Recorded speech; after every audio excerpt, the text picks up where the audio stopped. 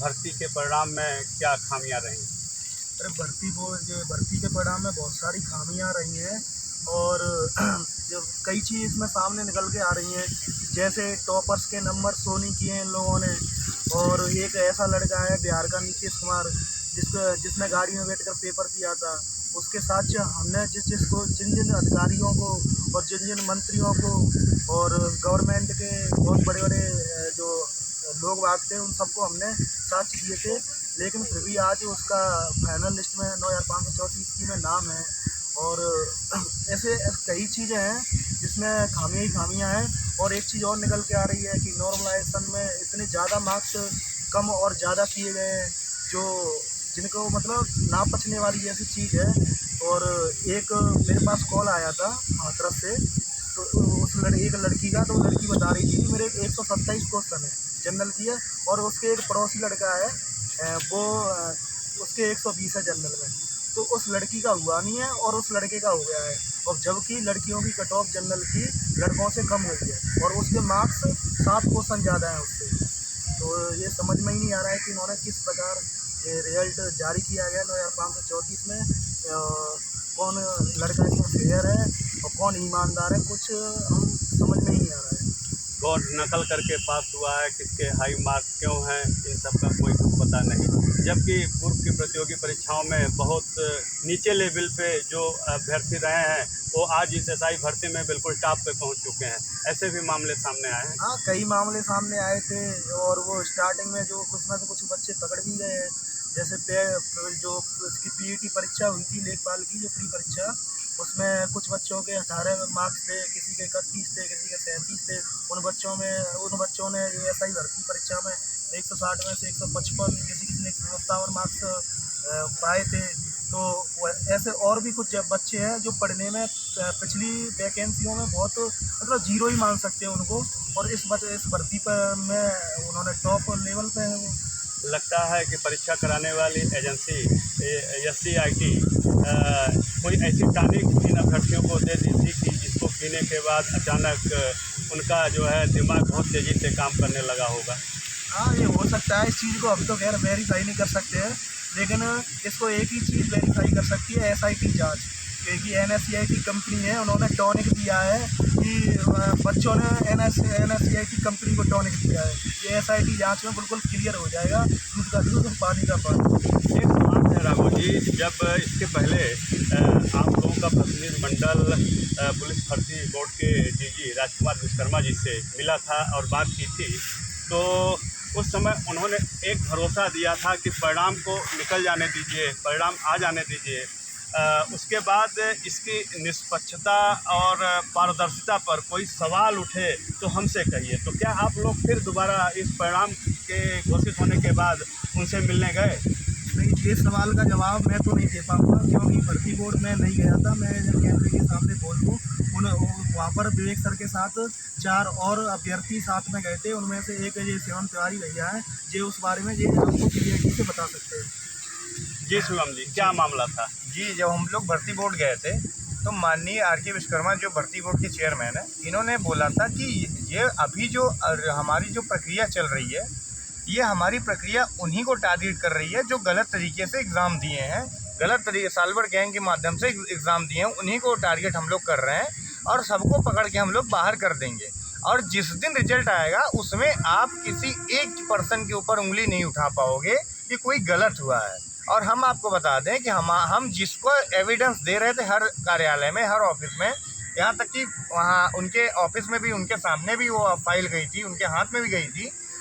उसमें नीतीश कुमार बाकायदा हम लोग उसका वो दिए थे कि ये लैपटॉप पे पेपर दे रहा है और ये सिलेक्ट है, और वही बंदा फिर जो फाइनल रिजल्ट आया है, सेम बंदा उसमें भी सिलेक्ट है। क्या उस बंदे पर कार्रवाई हुई थी इसके कोई पहले? कार्रवाई नहीं हुई है, तभी तो वो ऑलरेडी सिलेक्ट है। कुछ बंदे और ऐसे थे कि जो जिनके ऊपर FIR थी, जो साल्वर गैंग के गिरोह वाले उसमें जो है सदस्यों में पकड़े गए थे, और जब अप्रैल माह में परिणाम आया था, रिजल्ट आया था, तो उसमें भी वो पास थे। तो उन लोगों का क्या हुआ? देखिए, हम आपको बताएं, दरअसल क्या है कि इसमें जैसे कि हर जगह कंपटीशन होता है, तो इसमें पैसे देने वालों का भी कंपटीशन हुआ है। जिसके पैसे कम पहुँचे हैं उसको पकड़ के बाहर कर दिए हैं, और दिखा दिए कि गलत तरीके से पकड़ा गया, इस पर FIR हो गया, ठीक है, ये हमने सही कर लिया। और यही हो सकता है, यही जानकारी हो सकता है कि ये माननीय मुख्यमंत्री जी को तक पहुँचाए हों, हैं, और जो जिनका पैसा एग्जैक्ट सही हाथ में पहुँचा है, ठीक है, या फिर जिनका पैसा आप समझिए सही हाथ में पहुँचा, उनका सबका हो गया है। हम तो यही कहते हैं कि आप 9,500 की SIT जाँच करा दीजिए। 9,500 की SIT जांच करा देंगे, आपके पास डाटा भी कम है, आपको काम भी कम करना पड़ेगा, आपके पास अधिकारी भी कम रहेंगे, काम करने वाले, और दूध का दूध, पानी का पानी हो जाएगा। हम लोग जो मांग कर रहे हैं वो हम मांग भी पूरी हो जाएगी। आप हमारी मांग क्यों नहीं सुन रहे हो? आप अपने जिद पे क्यों अड़े हो भाई, क्यों अड़े हो? हम लोगों ने भी तो परीक्षा दिया है, हम लोगों ने भी तो, ऐसा नहीं है कि हम लोग वो है, हमारे लोग में ऐसा सबके नंबर है जो कि पास होने वाले हैं, ठीक है। दौड़ के तो हम खुद बाहर हुए हैं, ठीक है, दौड़ के, और हमारे साथ पता नहीं कितने बच्चे दौड़ के बाहर हो रहे हैं, ठीक है। तो जो आदमी 117, 122, 125 क्वेश्चन कर रहा है वो अपने आप में अच्छा टैलेंटेड है, ठीक है, वो बाहर हो रहा है, तो इसका मतलब कि, और 135, 140 वाला जो कर रहा है ये निश्चित सॉल्वर गैंग का सहारा लिया है, अपने आप 135, 140 कर ही नहीं सकता है। फिलहाल जो आप टॉनिक की बात कर रहे थे, ये कोई टॉनिक नहीं है, NSCIT जो है टॉनिक नहीं पिलाई है, ये टॉनिक के नाम पे आंसर की प्रोवाइड की है। आंसर की मिल गया, उसको आप चाहे टॉनिक समझिए, चाहे दवा समझिए, चाहे जो भी समझिए, आंसर की मिल गया, सारे क्वेश्चन सॉल्व हो गए। मतलब पैसा देने वालों को आंसर की पहले मिल गई। जी बिल्कुल, आंसर की इनको एग्ज़ाम में जाने से पहले, ठीक है, एग्ज़ाम में जाने के बाद जो सॉल्वर गैंग के तरीके से इनको आंसर की मिल गई है, सारे पेपर सॉल्व हो गए, सारे आंसर सॉल्व हो गए, इन लोग का आराम से सिलेक्शन हो गया, ठीक है। और इन लोग जो पकड़े भी गए वो आप समझिए या तो कम पैसे वाले पकड़े गए या तो गलत हाथ में पैसे दिए इसलिए पकड़े गए।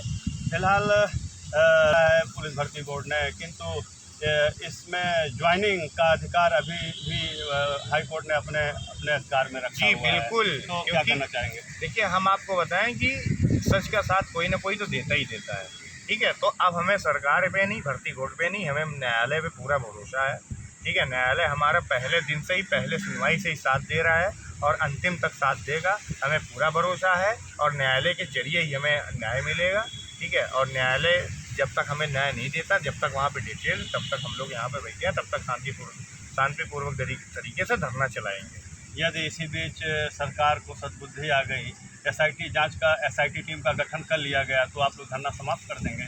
हाँ बिल्कुल, क्योंकि हमारी मांग सरकार के खिलाफ ऐसा कोई थोड़ी मांग है, हमारी तो मांग शुरू से अंतिम तक है ये कि आप SIT जांच कराइए, क्योंकि SIT जांच कराएंगे तभी तो आपको पता चलेगा और हमको भी पता चलेगा। हम भाई जो आपके ऊपर आरोप लगा रहे हैं, सरकार के ऊपर आरोप लगा रहे हैं, उसका आप पाक साफ कर दीजिए ना, SIT जांच करा दीजिए, आपका आरोप भी खत्म, हमारा मामला भी खत्म, मुद्दा ही सारा खत्म हो गया। आप क्यों अपने जिद पे अड़े हो? आप SIT टीम गठित नहीं कर रहे हो, आप रिजल्ट पे रिजल्ट निकाले जा रहे हो। पहले मनमानी तरीके से DB पे स्टिक रिजल्ट निकाल दिए, मनमानी तरीके से रनिंग के रिजल्ट निकाल दिए, अब मनमानी तरीके से फाइनल रिजल्ट निकाल दिए, सारा चीज़ मनमानी तरीके से कर रहे हो, हमारे लोग की कोई मांग नहीं सुन रहे हो। माना जाए तो, देखा जाए तो भर्ती बोर्ड की हठधर्मिता और मनमानी चल रही है इस भर्ती में। जी बिल्कुल चल रही है, बिल्कुल चल रही है, क्योंकि आप समझिए जब 21 अप्रैल को हम लोग यहाँ आए थे, ठीक है, तो हम लोग सोचे भी नहीं थे कि हम लोग को 56 दिन यहाँ पे गुजारना पड़ेगा। हम लोग, और 56 दिन नहीं, अभी और पता नहीं कितना दिन गुजारना पड़े, हम लोग इस मंशा से आए भी नहीं थे। मुझे याद है जब आप लोग यहाँ पे जब 21 अप्रैल को आए थे, तो यही सोच रहे थे कि आज हम लोग भारी संख्या में हैं, 2 दिन 3 दिन बाद हम लोग की मांग पूरी हो जाएगी। बिल्कुल। और कहीं न कहीं आपको बता दें कि इन दरोगा अभ्यर्थियों को, चूँकि ये लोग प्रदेश के युवा हैं, पढ़े लिखे युवा हैं, और ये युवा देश के भविष्य हैं, और इन लोगों को कहीं न कहीं भारतीय जनता पार्टी की सरकार और ख़ास तौर से मुख्यमंत्री योगी आदित्यनाथ जी की ईमानदार छप पर इतना भरोसा था कि ये लोग धरने पर जब बैठे थे तो इनको उम्मीद थी कि बहुत जल्दी इनको न्याय मिल जाएगा। इनकी मांग कोई बहुत ऐसी टेक्निकल इशू नहीं था, इन लोगों की सिर्फ SIT जांच की मांग थी इस भर्ती प्रक्रिया में, क्योंकि इतने साक्ष्य, इतने पुख्ता सबूत इनके पास थे जो काफ़ी थे SIT जांच के लिए।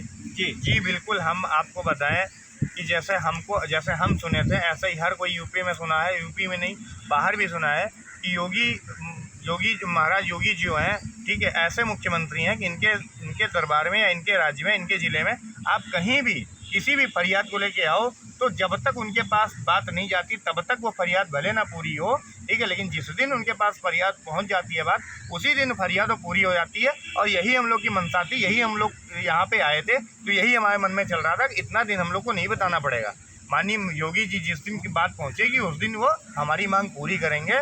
और हमारी मांग नहीं, उनके ऊपर खुद ये आरोप लग रहा है। भाई जाहिर सी बात है, ये दिन प्रतिदिन प्रक्रिया आगे बढ़ती जा रही है तो ये आरोप सिद्ध होता जा रहा है, ठीक है, और उनकी छवि गंदी होती जा रही है। ये अभी उनको नहीं दिख रहा है। माननीय न्यायालय हाईकोर्ट सरकार से जवाब मांगा है, 4 हफ्ते का समय दिया है, तो बिल्कुल कहीं सरकार के छवि पर एक कुठाराघात बिल्कुल है। यही चीज़ तो हम आपको बता रहे हैं कि इनको अभी नहीं समझ में आ रहा है। इनको इस चीज़ का परिणाम, इस चीज़ का रिजल्ट 2024 के इलेक्शन में निश्चित यूपी में दिख जाएगा, क्योंकि ये कोई दरोगा भर्ती कोई छोटी भर्ती नहीं है। हम तो ये समझ रहे हैं कि हर घर से लगभग एक आध कैंडिडेट या परिवार से एक आध कैंडिडेट जरूर इसमें होगा और सबको पीड़ा पहुंची है, ठीक। और ये इनके छवि पे, इनके सरकार पे दाग लग रहा है। इस बात के संज्ञान में नहीं ले रहे, इसके लिए इनको काफ़ी हद तक भुगतना पड़ेगा इसका खामियाजा जो भी होगा।